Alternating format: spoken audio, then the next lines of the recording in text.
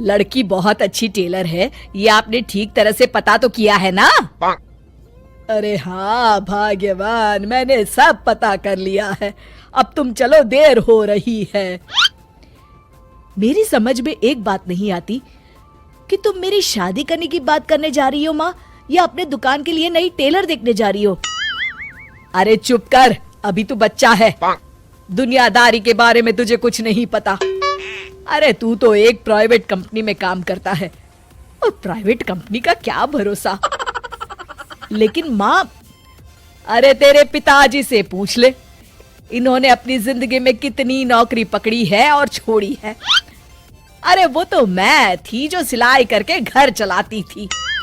अरे बेटा, बुरा वक्त कभी फोन करके नहीं आता। टेलर बहू लाऊंगी तो मेरे साथ दुकान में सिलाई करेगी, समझा? चल अब। दोपहर होने तक तीनों लड़की वालों के घर पहुंच जाते हैं।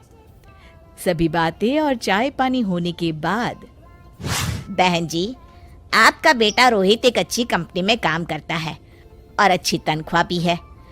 बस हमें और कुछ नहीं चाहिए। हमें आपका बेटा बहुत पसंद है। हमें भी आपकी बेटी मीना पसंद है जी। मुझे लगता है हमें बच्चों को भी आपस में बात करने का मौका देना चाहिए।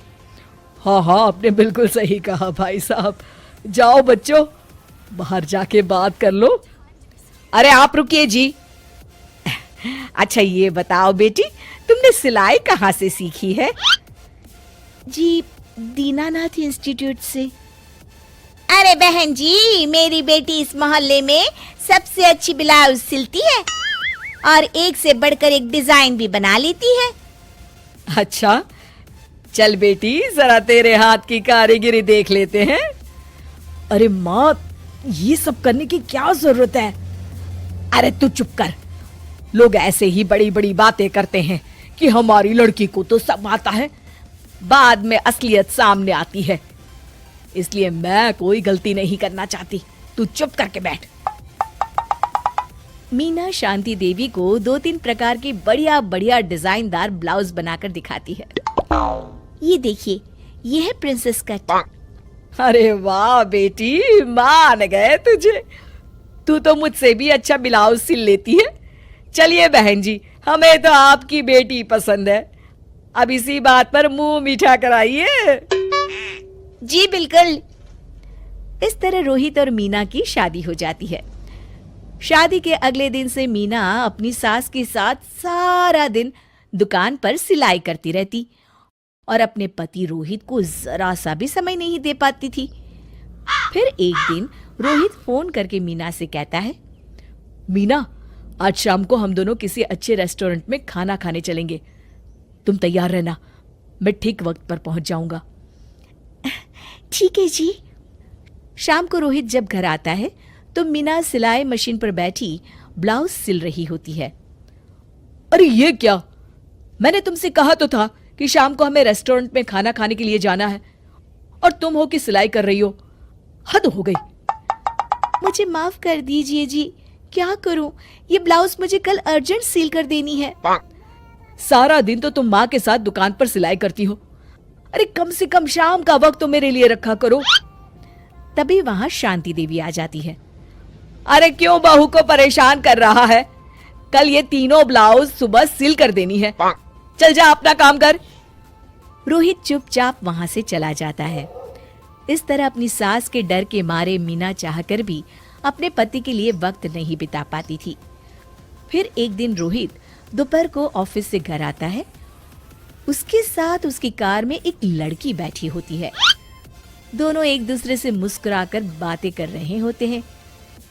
माँ, जरा टेबल पर रखी मेरी फाइल तो देना, मैं भूल गया था। ये कौन लड़की है तेरे साथ? अरे माँ, ये तो मेरे साथ ऑफिस में काम करती है। इतना कहकर रोहित वहां से चला जाता है। उसी शाम, अरे क्या हुआ भाग्यवान, तुम्हारा चेहरा क्यों उतरा हुआ है? किस चिंता में डूबी हुई हो? क्या बताऊं जी, आज रोहित के साथ एक लड़की आई थी। कह रहा था उसके ऑफिस में काम करती है। मुझे तो उस लड़की के चाल चलन बिल्कुल ठीक नहीं लगते। कहीं दोनों के बीच कोई चक्कर तो नहीं है। अब अगर चक्कर हुआ भी तो इसमें बुराई क्या है? अरे बड़े अजीब आदमी हो आप, कैसी बातें कर रहे हो? तो और क्या कहूं, तुम घर में बहू के बजाय एक काम करने वाली लड़की लेकर आई हो जो सारा दिन तुम्हारे साथ तुम्हारी दुकान पर काम कर सके। अरे भाग्यवान, शुक्र मनाओ कि मैं शरीफ था, इसलिए मैंने कभी किसी औरत की तरफ आंख उठाकर भी नहीं देखा। पर अब हर कोई तो मेरे जैसा नहीं हो सकता ना। इतना कहकर गिरधारी वहां से चले जाते हैं। शांति देवी समझ जाती है कि गिरधारी क्या कहना चाहते हैं। उसे अपनी गलती का एहसास हो जाता है और वो सोचती है जितनी जल्दी हो सकेगी वो अपनी गलती सुधार लेगी। और इसीलिए 2 दिन के बाद, रोहित बेटा, मैं चाहती हूँ कि कुछ दिनों के लिए तू अपनी ऑफिस से छुट्टी ले ले। क्यों, क्या हुआ माँ? अरे कुछ नहीं बेटा, मैंने तेरे और बहू के लिए शिमला की 2 टिकट बुक की है। मैं चाहती हूँ कि तुम दोनों कुछ दिनों के लिए बाहर घुमाओ। क्यों बहू, ठीक है ना? सासू माँ की बात सुनकर मीना का चेहरा भी खिल उठता है। वो शर्मा कर कहती है, जी माँ जी, जैसा आप ठीक समझे। और इस तरह शांति देवी पूरी तरह से बदल जाती है। शिक्षा, बहू को बहू नहीं बल्कि बेटी समझना चाहिए और ना कि काम करने वाली नौकरानी।